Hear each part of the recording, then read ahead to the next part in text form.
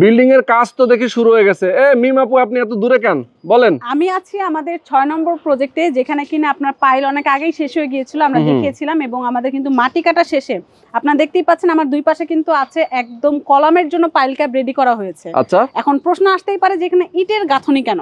Normally pile ক্যাপের জন্য আপনার board shuttering করা হয়, যেটা আপনার এই ইটের থেকে অতটা মজবুত না।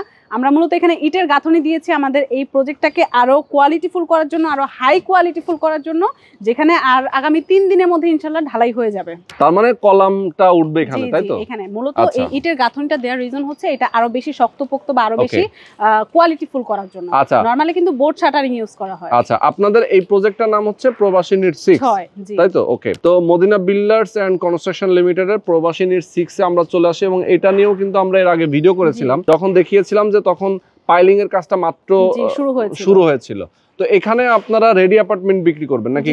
এখানে মূলত আমরা কেউ যদি চায় যে আপনি রেডি নিতে রেডিও নিতে পারবেন, কেউ যদি চায় যে আমরা শেয়ার ভিত্তিক নিব তাও পারবেন। যারা মূলত হচ্ছে একটু নিরিবিলি পরিবেশের মধ্যে একটা ফ্লোরে একটা ইউনিট চাচ্ছেন, তাদের জন্য এই প্রবাসী নিট 6টা কিন্তু একদম দারুণ অপশন।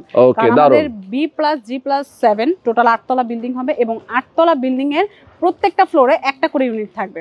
অর্থাৎ টোটাল আমাদের 8টা ইউনিট থাকবে। 8টা ইউনিটের মধ্যে আপনি 8টা ফ্যামিলি এখানে বসবাস করবে। যারা আমাদের কিন্তু এটা এভিনিউ রোড থেকে আপনার শাখা 11 নম্বর রোড, এবং 11 নম্বর রোডটা এখানে 25 ফিট রোড আছে আপনার। এই 25 ফিট রোডে একটা নিরিবিলি পরিবেশে একটা ফ্ল্যাট, যেটা আমাদের প্রবাসী নিট 6।